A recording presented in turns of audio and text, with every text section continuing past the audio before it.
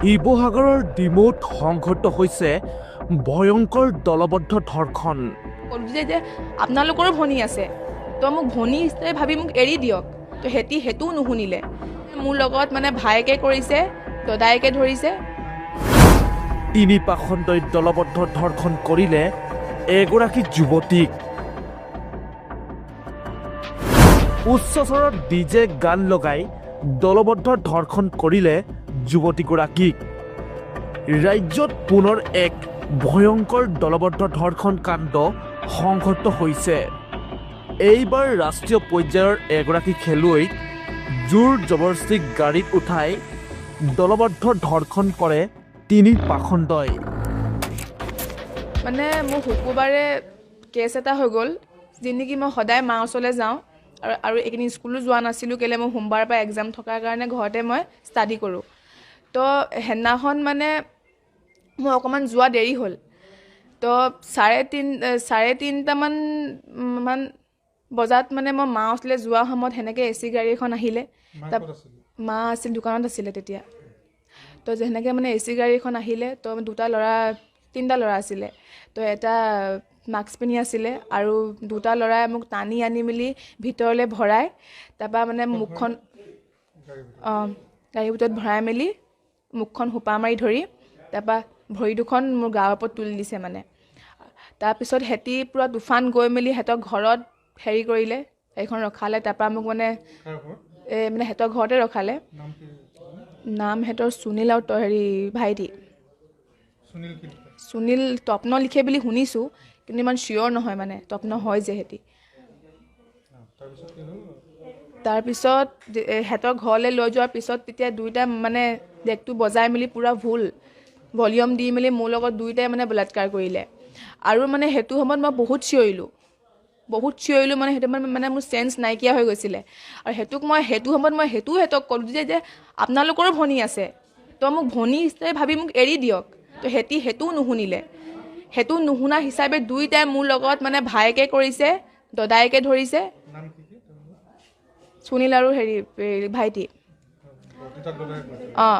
দদায়েকে কৰিছে, ভায়েকে ধৰি দিছে, ভায়েকে কৰিছে, দদায়েকে ধৰি দিছে, সেনেকুৱা মানে।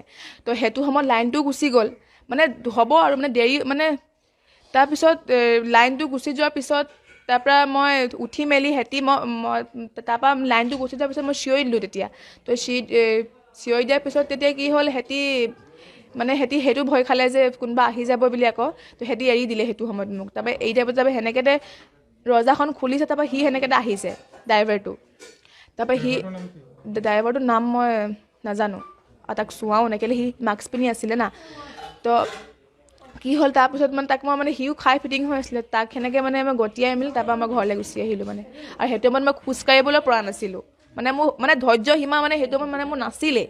যে মই কেনেকৈ যে ঘৰ গৈ পালোঁ, সেইটোৱে ঈশ্বৰক ধন্যবাদ দিছোঁ। যে মানে মোৰ ঘৰ যাবলৈ মানে ভৰিকেইটাই কাম কৰা নাছিলে সেইটো সময়ত। সেইটো সময়ত মই ৰাস্তাত চিঞৰি মানে গৈছোঁ মানে মই সেইটো সময়ত। আৰু মানে মই কাকো কোৱাও নাই যে মোৰ এনেকুৱা এটা হ'ল বুলি। মই ভাবিছোঁ ঘৰলৈ গৈ মই মাক ভালকৈ ক'ম, কিন্তু যেতিয়া মই ঘৰত গৈ বহি দিলোঁ, না বহিবলৈ না মই উঠিবলৈ পাৰিছোঁ, না একো কৰিবই পৰা নাই সেইটো সময়ত। তো সেইটো সময়ত মায়ে আমাৰ এম্বুলেঞ্চতে ফোন মাৰিলে, ডিমৌ এম্বুলেঞ্চত ফোন মাৰি মেলি তাৰপৰা আকৌ ডিমৌয়ে কি কৰিলে, সেই কেছটো পুলিচক জনালে। তাৰপৰা সেনেকৈ সিহঁতক শুকুৰবাৰে গৈছিলে সিহঁতৰ ঘৰলৈ। সিহঁতৰ ঘৰটো চিনি নোপোৱাৰ কাৰণে চবৰ ঘৰে ফটো মাৰি দিছে।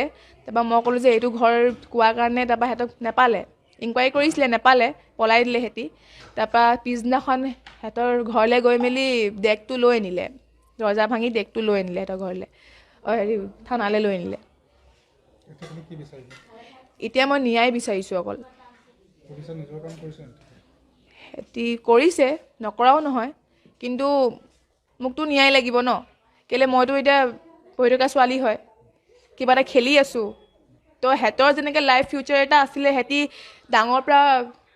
সৰুৰ পৰা ডাঙৰ হৈ মেলি কাম কৰিছে, খাইছে। তো সেনেকৈ মোৰো এটা ইচ্ছা আছে যে পঢ়ি লিখি মই কিবা এটা বনিবলৈ মই নিজৰ ভৰিত নিজে থিয় হ'ব পাৰিম। কিন্তু সিহঁতি ইমান কম বয়সতে মোৰ ইমান জীৱন ধ্বংস কৰি দিলে।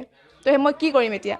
মই এতিয়া স্কুলো এতিয়া মই যাব নোৱাৰোঁ, 10টা মানে 10 নিচিনা কথা ক'ব। তো মই শুনি থাকিলে মোৰতো ধৈৰ্য সীমা মোৰোতো আছে ন। তো সেইদিনাখনো মই পাৰিলে মানে মই কিবা এটা কৰি ল'ব পাৰিলোহেঁতেন, কিন্তু সীমা এটা আছে মোৰ। তো সেইটো কাৰণে মই একো নকৰিলোঁ। আৰু মুঠতে মোক